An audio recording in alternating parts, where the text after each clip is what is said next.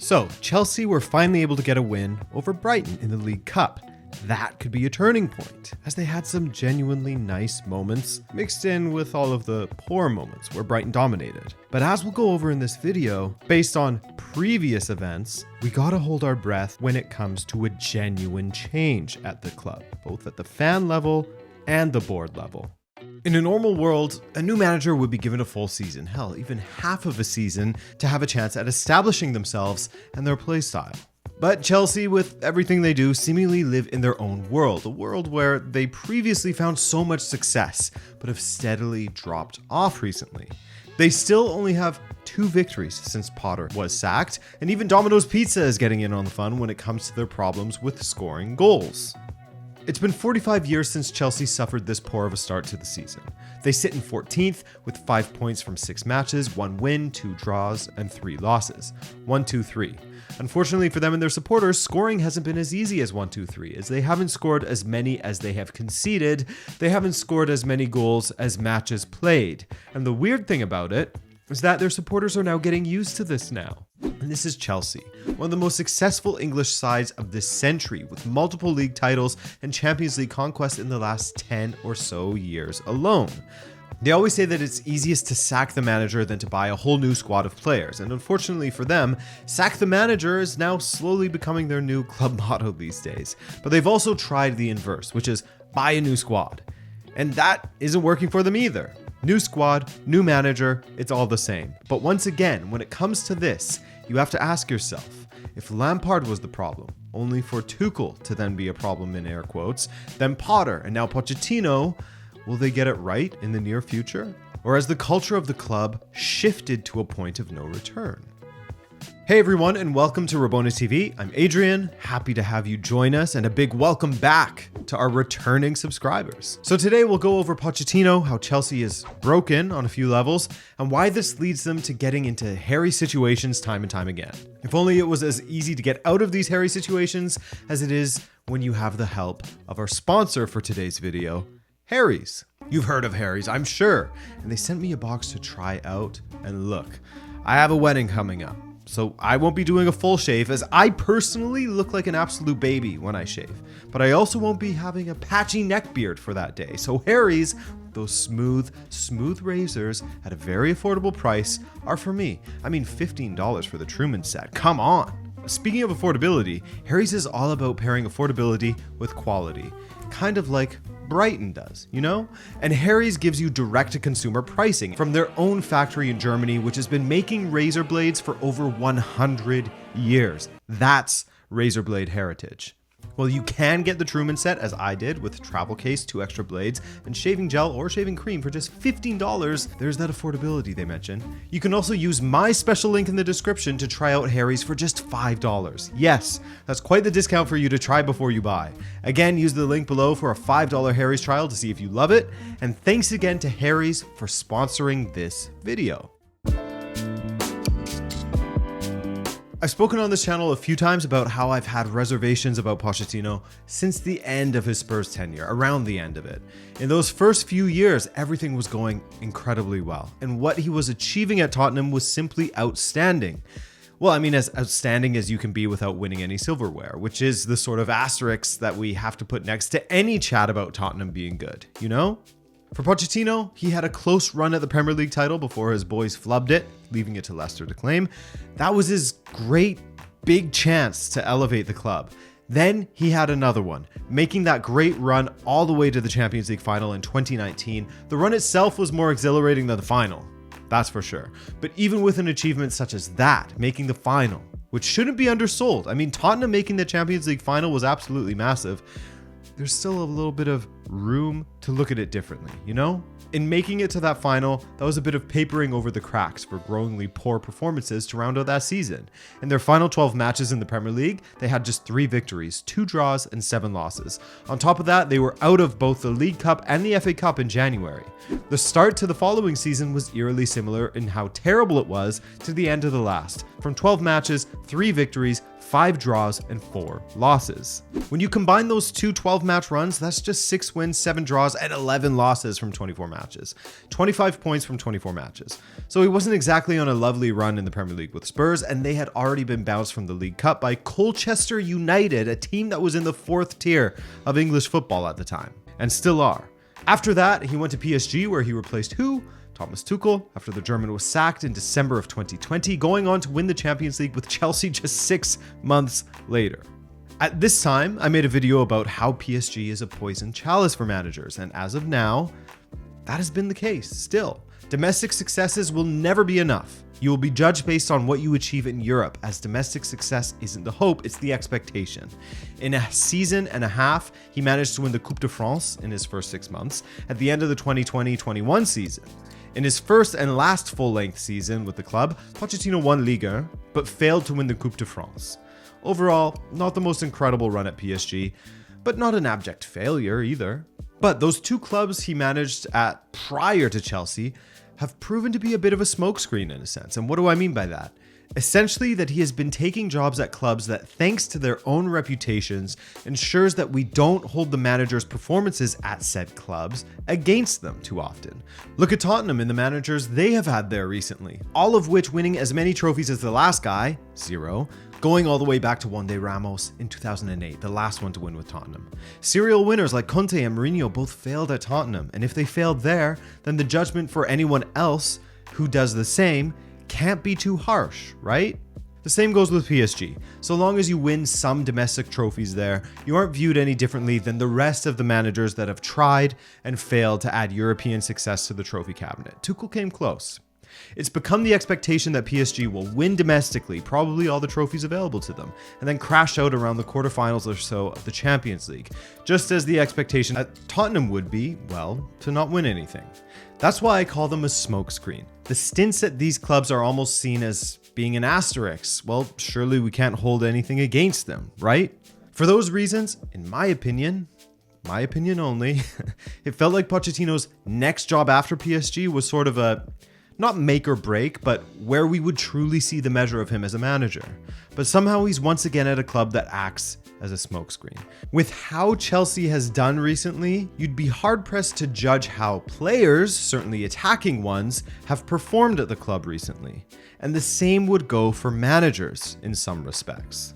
And people forget the reputation that a guy like Potter had prior to joining Chelsea. They forget that Thomas Tuchel was being spoken of as a top 3 manager in the world when he got the sack at Chelsea. Even Pochettino still carries a well-respected reputation in the Premier League as well. With every job vacancy, his name would come up as someone that had to be considered.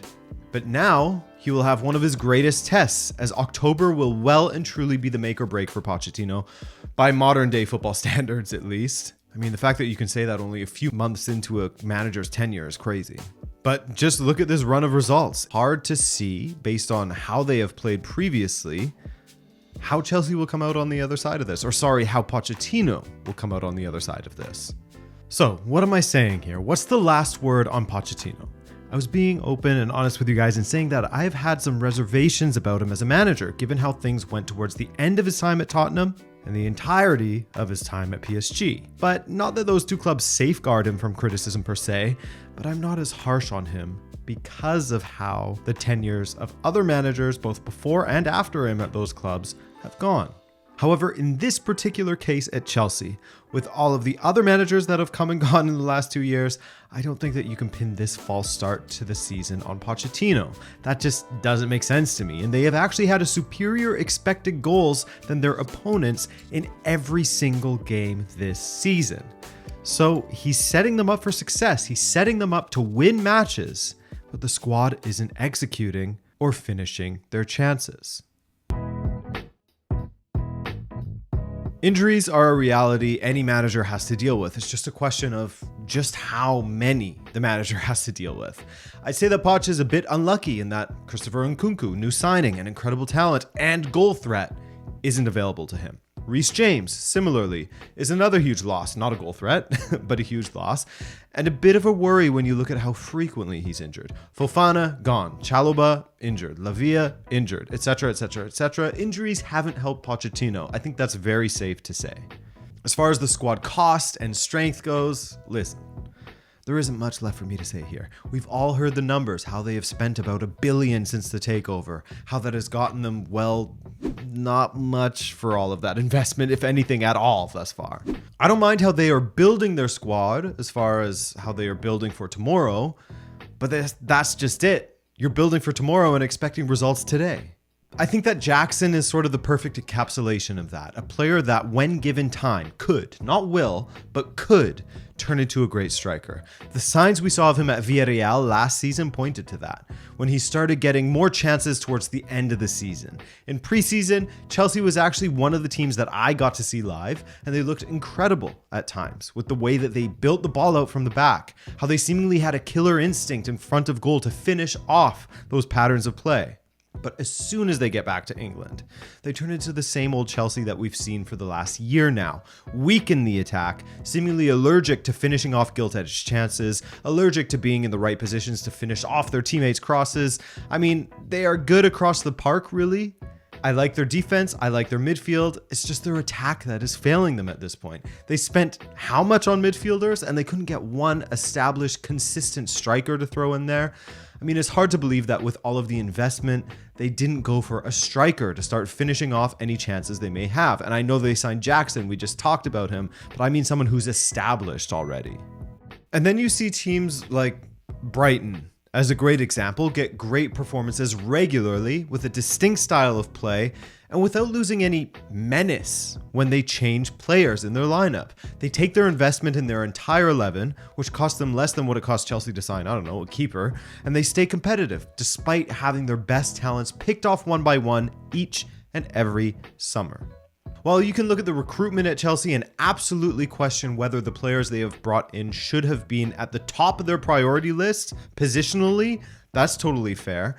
You can't really question the talent that is within the squad. Anyone who points to this Chelsea squad and says that the players in it aren't good enough and that they're befitting of a team in 14th are simply being dishonest or using that as a cop-out answer. There's talent in this squad, and when you compare them to Brighton, Newcastle, Tottenham even, and on it goes, can you really say that all of those teams have vastly superior squads to Chelsea? Nah, not really. And yet they look vastly superior to this current version of Chelsea. Teams like that are the antithesis to this, well, they only have crap players excuse that a lot of people like to roll out. Now, the thing is that the fix for this in this very moment, the fix is just to be patient. Honestly, that will do it, and that can do it, given how much money Chelsea's owners are willing to spend on this project. It's only a matter of time before they get it right. But these days, there is no patience when it comes to this sport. People need their wins. They gotta win now so that they can boast about it on social media, make some new memes, dunk on their favorite internet personalities, etc., etc. You know, standard internet fare. And this isn't a problem that's exclusive to Chelsea at all. But their case is an interesting one because they have been ahead of the curve when it comes to impatience surrounding success, about trying to fast track it. The fan base is broken, fractured between those who understand that for any thorough change, a manager needs time. I'm not talking about a run of results, but a deep cultural change within a club needs time in order for it to take hold and transform from just a phase to a change. You know what I mean? There's a difference between phase and a deep, thorough change. These fans are here to support the club through thick and thin. They get it. And then there are the other fans, the ones that, again, are not just a problem at Chelsea, but in football in general. The fans who, as soon as there is a sense of not winning, are ready to throw it all away and start again. It can come in the form of benching a player that stopped scoring, sacking a manager who is only a few matches in, or getting rid of the ownership group that is only, a year or so into their ownership term before they even have a chance to implement their multi-year project. Everyone expects Rome to be built in a day. These fans probably grew up watching Chelsea in the Abramovich era, and so winning is an expectation. They haven't gotten used to the pain of losing. Hell, they haven't got used to the saying that football is pain. It's a regular part of it, unless you are like a Bayern supporter of late, or a Juve supporter for a while, where you were just winning for fun. You could not stop winning the league title. Of course, People on the internet will screenshot this video or what have you and use that as a stick to beat me with every time Chelsea get a positive result. And that's fine. That's what covering football in the social media age looks like. But the thing is that a run of results doesn't change anything for the fate of a manager at Chelsea, or at least it hasn't yet under Bowley, Eghbali, and Clearlake.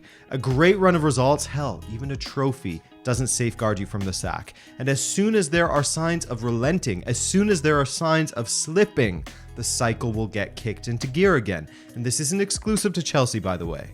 It's symptomatic of football in general, unfortunately. It starts with a chosen few supporters, the especially cynical of the group, who choose to never back anyone in order to be able to say, "See, I told you so, I knew it all along," when really they just lacked any optimism. Then, as results get worse, more and more join that group, maybe calling for the head of the manager. Results slip more, the board starts to get attacked as well for their inaction. And with the board and the manager under fire, the manager's head is the first to roll. Another one comes in with completely different footballing ideas, with completely different demands when it comes to the profile of the players that the previous manager was after. And when changes aren't felt, and it feels like more of the same results-wise, even though the style is different, then there are further calls for them to sack the replacement. It stems from Abramovich's era and how he did things at Chelsea back in the day. Certainly good in that it started a culture of winning at the club that they didn't have before, but bad in how it conditioned some of the supporters, namely the newer ones. Like I said, you see that with each and every club now, but with Chelsea, it just seems to be ramped up to the next level, perhaps because of how the club was run in the Roman Abramovich era, where they spent whatever they wanted on players, they sacked managers quickly, and often found another manager that could come in and continue the winning trend, and having a bump in the road here and there too. Sometimes when I'm watching the discourse that plays out in the football news cycle, I get this feeling from certain supporters that they believe football is like ending soon. So you have to get your wins in while you can before football ends completely. This short-term results at any expense has not only taken over supporters' brains, but it influences how clubs are run as well. And when it comes to Chelsea, they're showing us the perfect example of this. You know, football's ending soon. We gotta sack Potter. Football's ending soon. Get Pochettino out of here, man. We only have so much time before football ends. We got to get our wins in now. It's the perfect real-life example of, do you want $1 million today or a penny that doubles daily? Of course, you can take the million today, but you will have far, far more money in the end if you are patient and just go for the penny that doubles daily for a month. And many football fans will always take the million today, though in this case, the million is winning a trophy today rather than be patient, because seemingly fewer and fewer people are willing to suffer a little bit through a season to allow a new manager to implement their project and show patience for the betterment of the club. How often do managers actually get to see through these projects these days? Almost never. Then you have a random squad filled with multiple manager signings and nothing ever gets off the ground. Now, like I said, they may yet get some wins here and there, and their fans will forget about all of this, but should Pochettino hit another completely normal bump in the road, as all managers do that are working on a complete club overhaul, let's see how sharp the pitchforks will be then, because as alluded to earlier, there's nothing that people and football fans love to say more than "I told you so." Thanks for watching, guys, and if you enjoyed this video, then be sure to subscribe for more. Apart from that, however, I appreciate you hanging with me. I hope you enjoyed this, and I'll see you in the next one. Ciao.